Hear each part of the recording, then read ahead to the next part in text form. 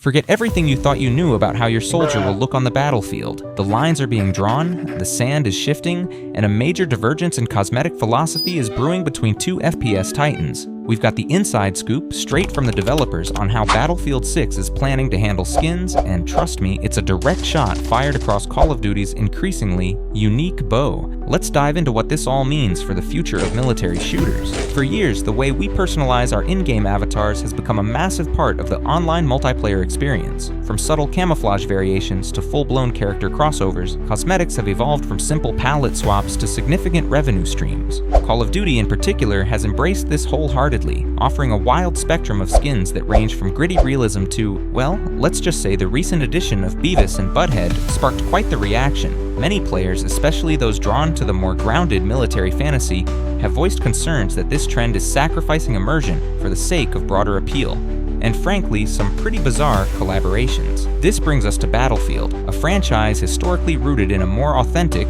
albeit still stylized, depiction of warfare. So, when whispers started emerging about their approach to Battlefield 6 skins, the community understandably perked up. Now, let's get straight to the source. According to a report from Comic Book Insights from DICE, one of the key development studios behind Battlefield 6 have shed light on their philosophy regarding in-game cosmetics. Specifically, DICE producer Alexia Christofi stated that while they absolutely want players to express themselves and to have cool skins, a core principle for the team is ensuring that things feel grounded. Expanding on this, Christofi emphasized the desire for in-game cosmetics to feel authentic to the Battlefield universe. This isn't just vague talk either. Senior producer David Sirland provided a concrete example, referencing the class system in Battlefield 6. He pointed out that elements like the Ghillie suit will be specifically tied to Recon class skins to really emphasize the differences between roles on the battlefield. This suggests a level of thematic consistency guiding their design choices. However, Sirland also offered a nuanced perspective, clarifying that these are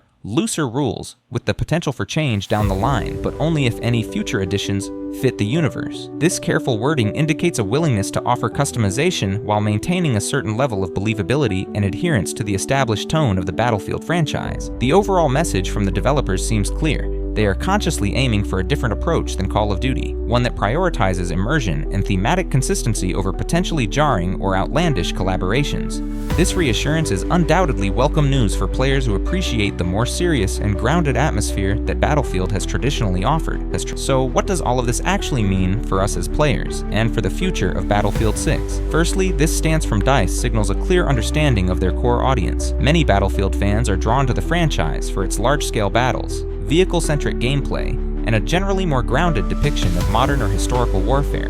Flooding that experience with characters that feel completely out of place can significantly detract from the immersion that these players value. By prioritizing authenticity, DICE is essentially saying, "We hear you, and we're committed to maintaining the spirit of Battlefield." This could be a smart long-term strategy. While the short-term hype and revenue generated by wild crossover skins can be tempting, it can also alienate the core fan base and potentially dilute the franchise's identity. Think about it. When you picture a Battlefield soldier, what comes to mind? Probably not a cartoon character or a celebrity musician. Maintaining that visual and thematic consistency strengthens the brand and fosters a stronger sense of identity. Furthermore, this approach could have interesting implications for the types of cosmetics we do see. Instead of licensed characters, we might see a greater emphasis on detailed and realistic camouflage patterns, modular gear customization within class restrictions, and perhaps even historical or theater-specific uniform variations. This opens up a wealth of possibilities for personalization that still respects the game's established world. The mention of looser rules also leaves room for some more expressive options down the line. But the key differentiator seems to be the fits the universe caveat. This suggests that any deviations from strict realism will likely be carefully considered and thematically appropriate. For example, perhaps special forces units with unique but still believable gear or camouflage patterns could be introduced. Consider the potential for collaborations that lean into military history or tactical aesthetics, rather than completely unrelated pop culture icons. This approach could also influence the perception of Battlefield 6 compared to its main competitor. In a market saturated with increasingly outlandish cosmetics, Battlefield could carve out a niche as the more serious and immersive military shooter. This could attract players who are fatigued by the trend of over-the-top customization and are looking for a more grounded and believable experience.